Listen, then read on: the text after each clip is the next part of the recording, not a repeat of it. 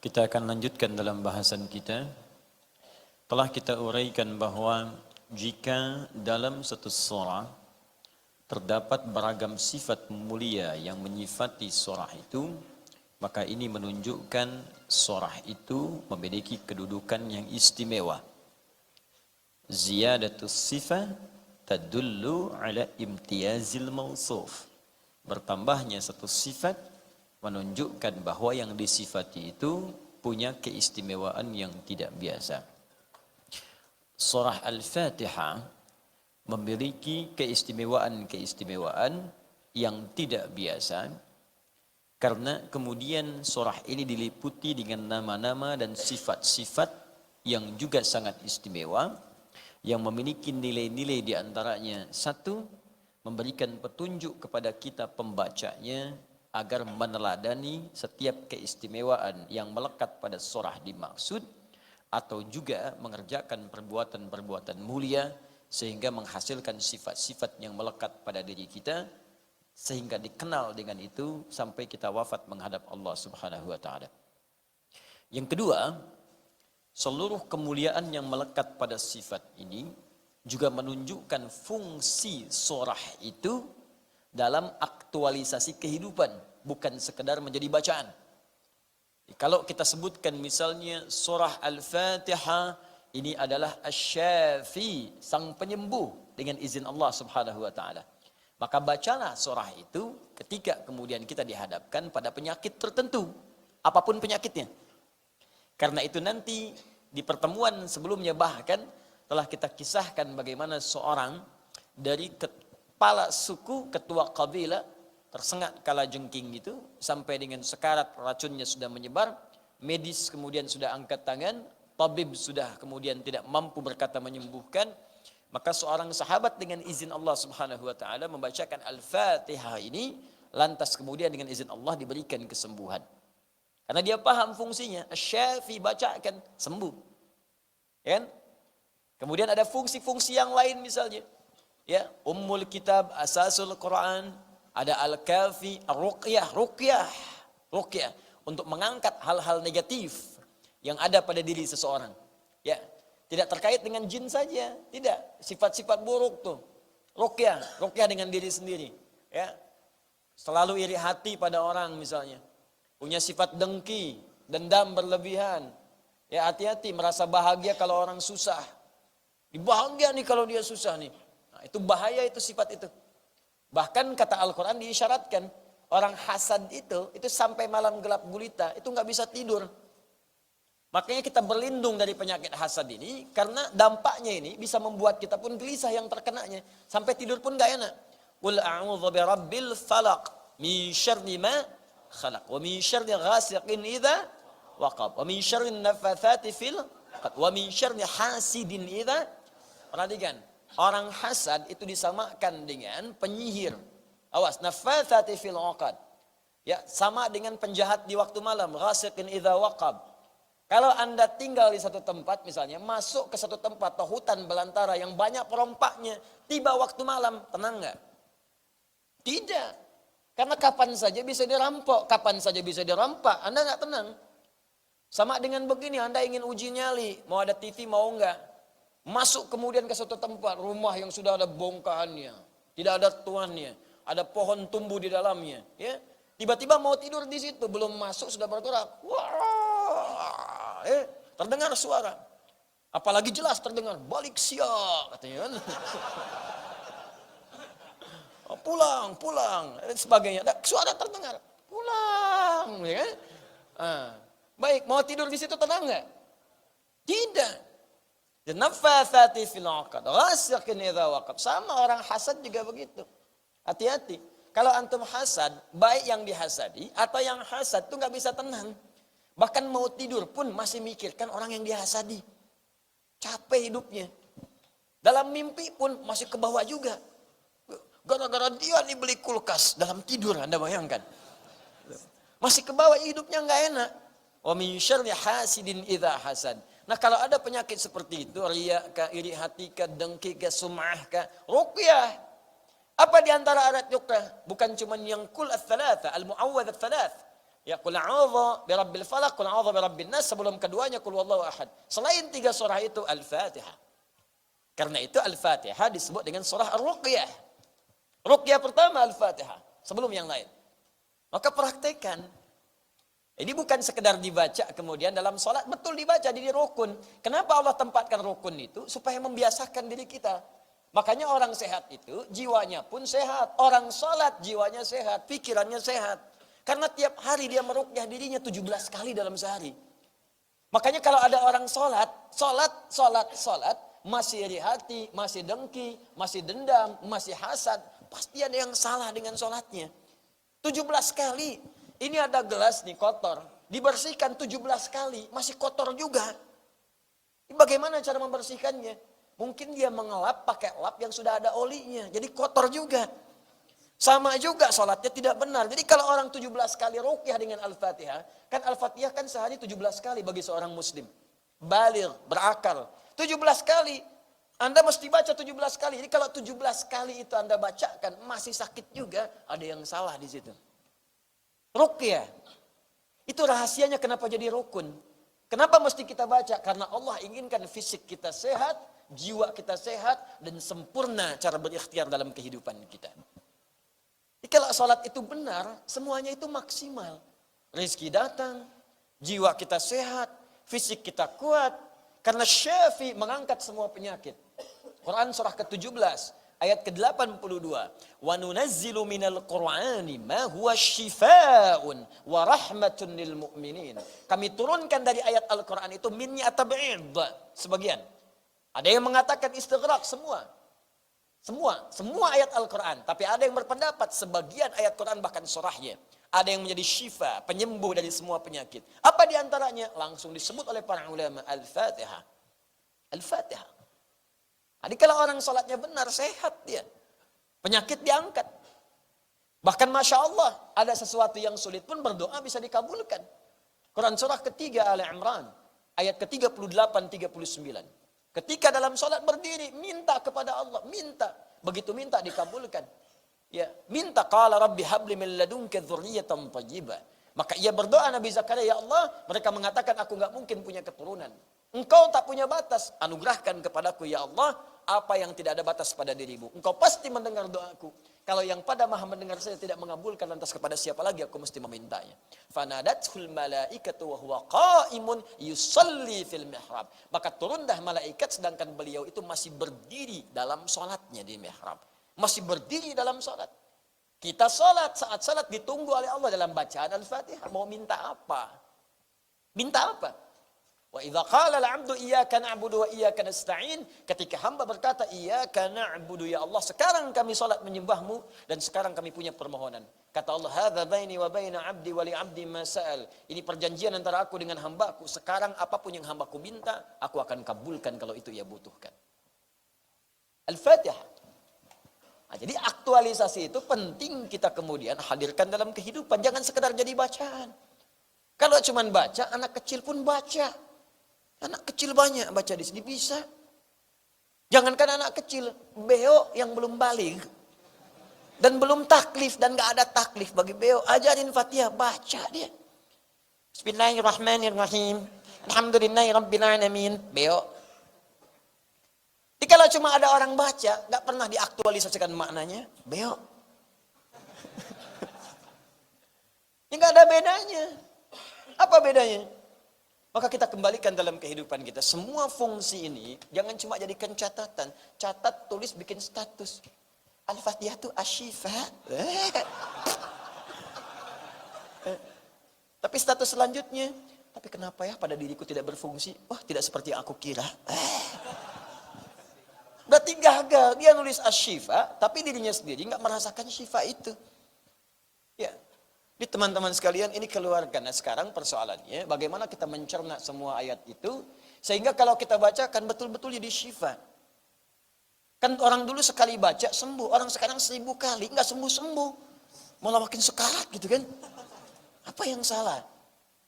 Orang dulu di ruqyah Al-Fatihah selesai, orang sekarang bacain Al-Fatihah jinnya senang. Saya pernah dapat kisah nyata ini, langsung orangnya bilang, ya, bahkan luar biasa ini. Ustaz, ada pegawai saya di toko pakaian kesurupan. Ya. Tapi ini menarik. Kesurupannya baca Al-Quran. Ternyata dilihat-lihat, ini pegawainya ini memang dulunya jarang sholat, jarang macam-macam. Ketemunya jin soleh. Masuk. Baca gitu. Itu ngerukainya susah, karena dibacain Fatihah malah senang jinnya. Anda bayangkan? Tapi pelan-pelan hilang dia. Begitu hilang, waduh kamu beruntung deh di sini nih. Ketemu jin muslim.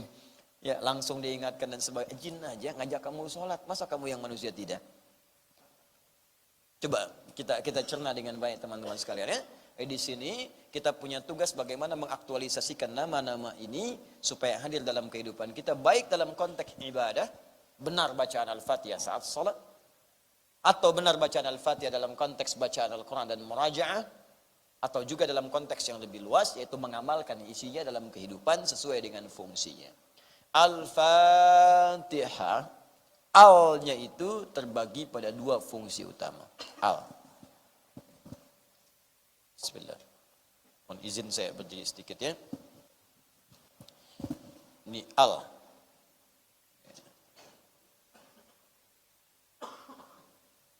Ya. Al-Fatihahnya belum saya tuliskan. Ini terbagi dua. Secara umum ya, secara umum. Garis besarnya. Nanti ada kitab namanya Mughnil Labib an Kutubil A'arib. Mughnil Labib an Kutubil A'arib. Karya Ibnu Hisham Al-Ansari. Di situ nanti dijelaskan semua fungsi huruf. Terkhusus huruf yang kemudian menyalin ayat-ayat Al-Quran. Dari mulai alif sampai ya. Alif ada berapa fungsi, ba berapa fungsi sampai ya. Banyak. Nanti saat kita masuk kepada ayat Al-Quran, misalnya ba bismillahirrahmanirrahim, ba-nya fungsinya apa? Itu ada 14 fungsi. Ya, halaman 29 sampai 59 disebutkan 14 fungsi. Lil ghayah, lil istighraq, lil ilsaq, lil musahabah, lit tab'id min duni tahdid, lit tab'id ya ma'at tahdid. Wah, disebutkan 14 ya. Nanti ba di bismillah itu bisa beda dengan ba misalnya di Al-Maidah ayat yang ke-6. Wamsahu biru'usikum. Setiap ba dalam Al-Qur'an bisa beda fungsinya. A'udzu billahi minasyaitonir rajim. Ba billah beda dengan bismillah. Lain ba-nya. 14 fungsi. Nanti ada mahasiswa kita di Al-Azhar masuk PhD, doktora, hanya membahas huruf ba dalam surah Al-Maidah ayat yang ke-6. Wamsahu biru'usikum. Kenapa saat wudu mengusap kepala pakai ba di situ? Dibahas dapat doktor, Anda bayangkan. Huruf ba satu. Masih ada ta, fa, jim, ha, ho sampai ya. Silahkan ambil sebanyak-banyaknya. Al yang pertama al-ta'rif. Dikenal dengan ma'rifah yang dimasuki alnya. Ma'rifah. Ta'rif. Yang kedua, al-istighraq. Al dengan fungsi al-istighraq.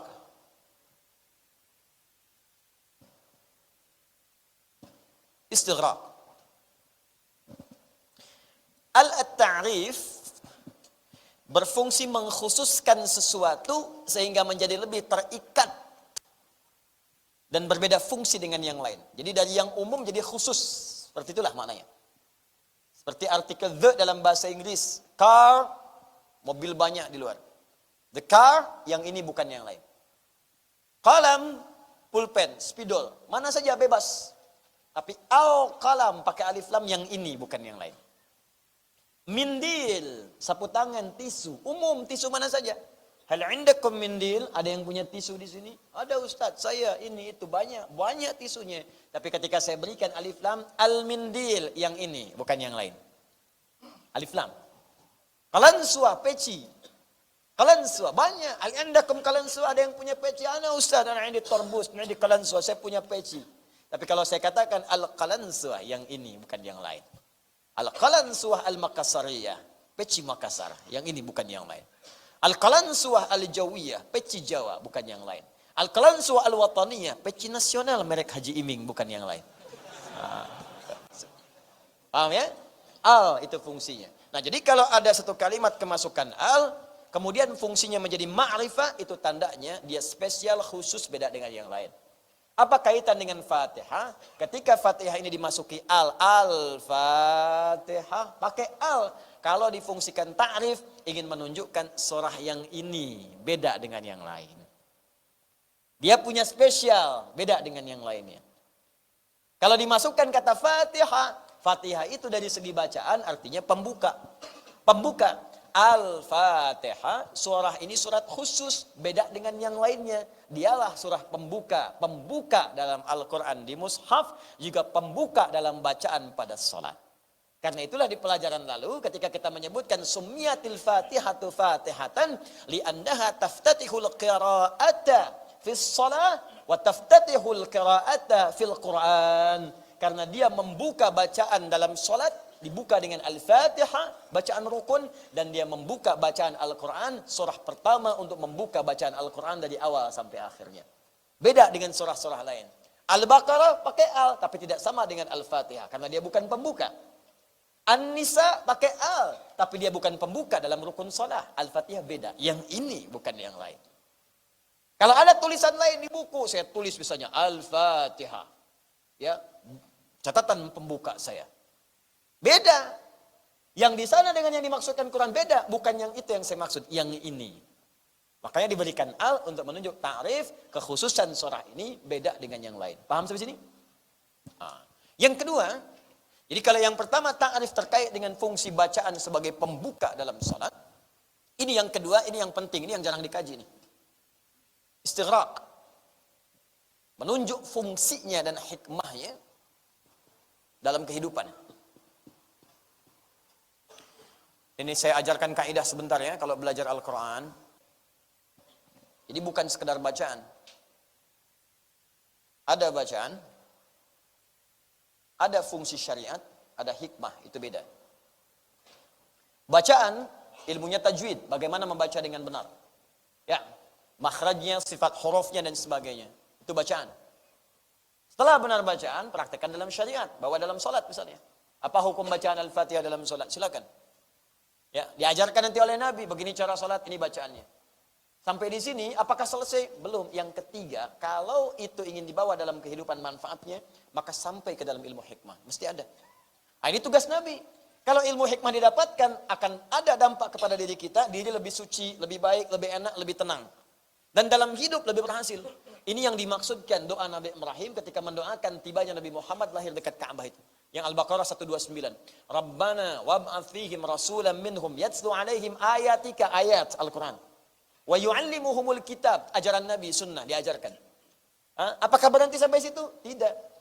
Wal hikmah. Hikmahnya apa? Hikmahnya apa? Fungsinya apa dalam hidup? Sama kayak antum belajar sholat, bacaannya diajarkan. Allahu Akbar, bacaan. Caranya diajarkan, angkat tangan sejajar dengan bahu. Al-Bukhari hadis 737, hadis Muslim hadis 397 dari Wa'il bin Hujur, angkat sejajar dengan bahu. Boleh angkat sejajar dengan daun telinga, sah. Baru sampai bacaan dan gerakan. Tapi hikmahnya apa? Kenapa mengangkat tangan begini? Kenapa diucapkan Allahu Akbar? Kenapa kok tiba-tiba Abu Bakar angkat tangan bisa bergetar? Angkat tangan, Allahu Akbar, bergetar begini. Kenapa? Dan kemudian getarannya tidak ada. Dalam jiwanya enggak ada. Abu Bakar sampai menangis. Allahu Akbar, menangis beliau, bergetar. Mungkin orang sekarang ada juga yang bergetar. Di puncak subuh-subuh bergetar juga. Ya. Tapi tangisannya tidak ada. Dan ditangisi oleh zaman karena tidak ada kekhusyuan dalam jiwanya. Apa yang salah? Kurang yang terakhir, wal hikmah. Apa hikmahnya? Apa aktualisasinya? Apa fungsinya dari semua itu? Kalau sudah benar salatnya, hikmahnya dapat, wa yuzakkihim, dampaknya kepada hati itu ada kebersihan jiwa, ada ketenangan, ada keberhasilan. Makanya ketika orang salatnya benar, jiwanya bersih. Innas salata tanha 'anil fahsya. Sungguh salat itu kalau benar dikerjakan mencegah perbuatan keji dan mungkar. Ada di jiwa fahsya mungkar, hilang semuanya. Itu yang maksud Quran surah ke-29 ayat ke-45. Jadi kalau kita balikan ke sini teman-teman sekalian, kembali ke awal tadi, ada fungsi bacaan, ada. Bismillahirrahmanirrahim. Bacaan, tajwid hukumnya. Fungsi syariatnya, baca dalam salat. Baca dalam bacaan Quran, murajaah. Apa fungsi kehidupannya, hikmahnya?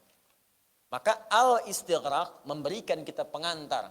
Inilah fungsi-fungsi yang bisa kita raih dari Al-Fatihah. Istighraq itu artinya sesuatu yang luas dan komprehensif. Luas, banyak, komprehensif. Holistik bahasa sekarang. Luas. Banyak. holistic, comprehensive.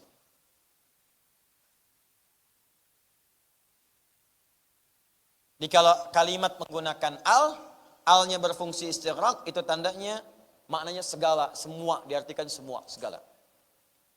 Ini penting nih saya terangkan dulu di awal, karena nanti saat kita baca ayat-ayat Al-Quran, al itu selalu ada, sering ditemukan maksudnya. Misal, nanti di Al-Fatihah kan ada Alhamdulillahirrabbilalamin. Itu alnya ta'rif apa istighraq. Ya, nanti kita paham di situ, nanti saya jelaskan. Kalau ta'rif berarti pujian hanya khusus bagi Allah. Kalau istighraq semua pujian hanya milik Allah. Jangan ada seorang pun yang minta dipuji. Jadi kalau antum tiap hari dalam sholat, Alhamdulillahirrabbilalamin. Pujian hanya milik Allah, segalanya hanya milik Allah. Nggak ada yang layak dipuji termasuk saya. Tapi selesai sholat pengen dipuji. Bagus nggak tadi bacaan saya? Itu artinya gagal bacaannya. Ya, ibu Masya Allah, anaknya tuh luar biasa. Kemarin bagi rapot, luar biasa hafalan Qurannya 30 juz, bacaannya bagus. Semua milik Allah. Semuanya kembali kepada Allah. Hadza min fadli Rabbi. Ini semua karena Allah Subhanahu wa taala. Itulah al-istighraq. Enggak usah ditambah lagi. Semua milik Allah ya ukhti. Tapi memang sih malam-malam kita juga berdoa karena Allah.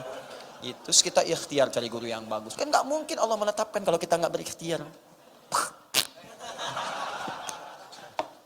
Paham ya? Nah, kalau sudah istighraq, sudah nggak usah ditambah-tambah lagi. Nah ini al-istighraq ini mencakup semua, banyak, luas tanpa kecuali. Tambahlah Fatihah. Fatihah ini dalam ilmu hikmah, kajian lughawiyah secara bahasa, bukan sekedar pembuka.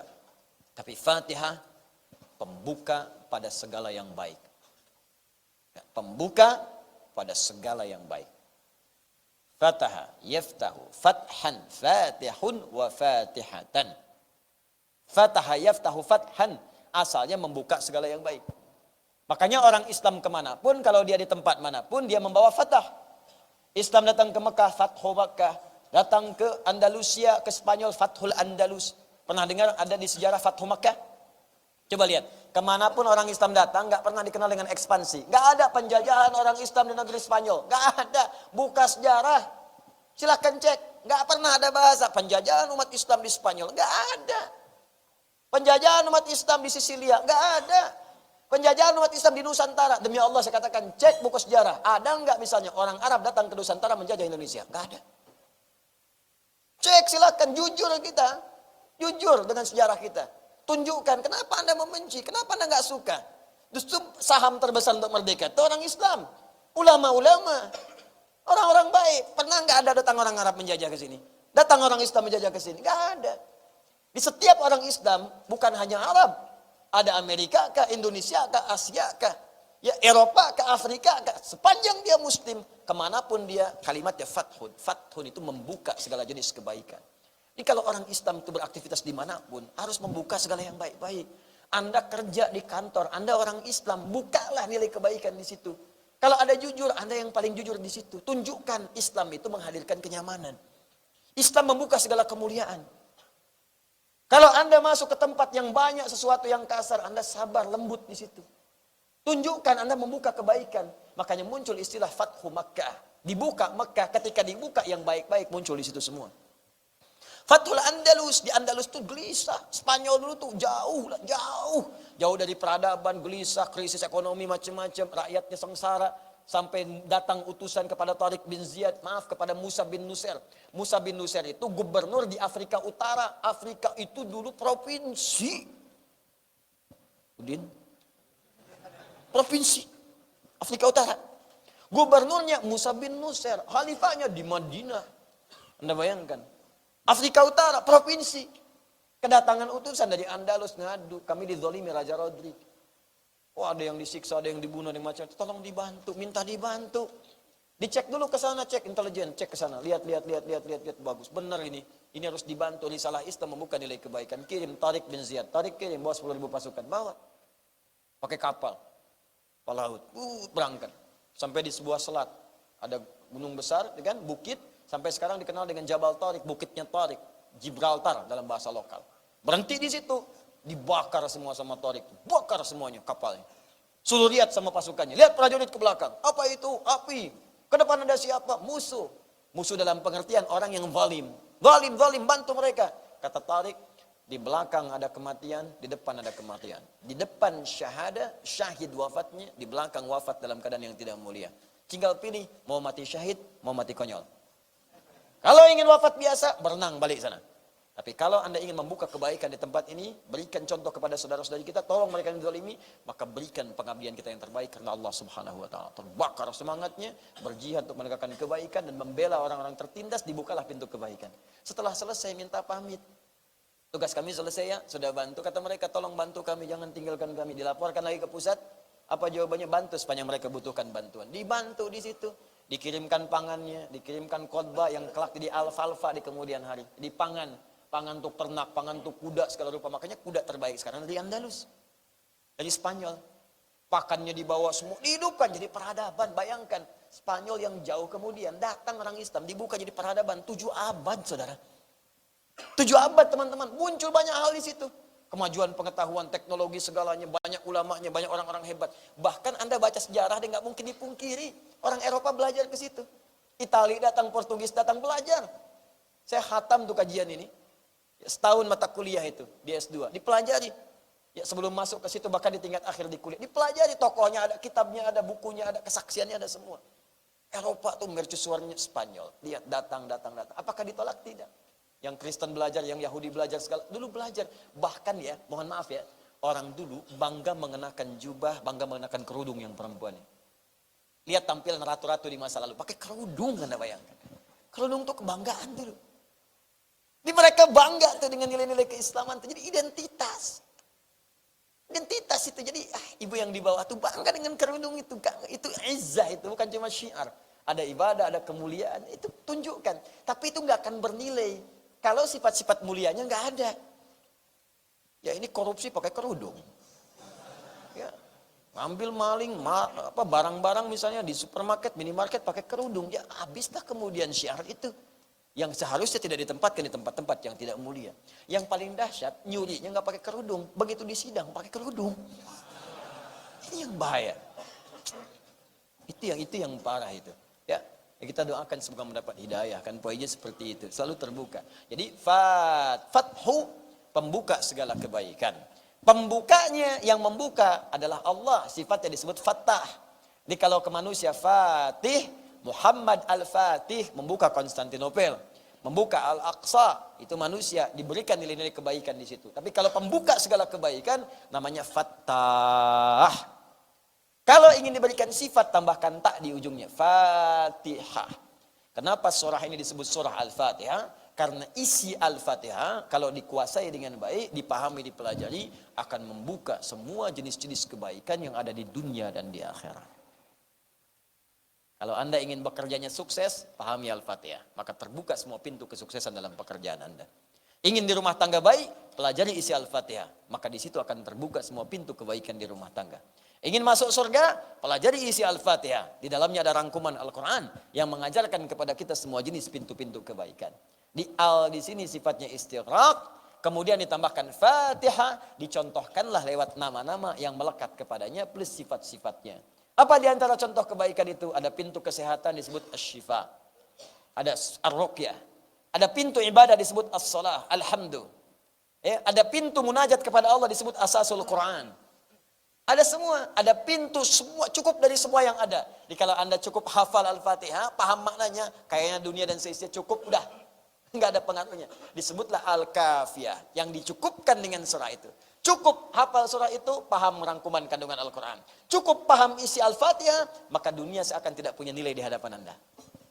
Jadi kecil. Dikecilkan oleh Allah, dipenuhi semua jenis-jenis kebaikan. Paham sampai sini? Nah, jadi kenapa surah ini disebut dengan Al-Fatihah? Bukan sekedar dia pembuka Al-Quran atau pembuka bacaan dalam sholat, tapi juga dia isi Al-Fatihah dari awal sampai akhir juga akan membuka semua jenis-jenis kebaikan yang didambakan di dunia sampai dengan di akhirat. Jelas sampai sini? Baik.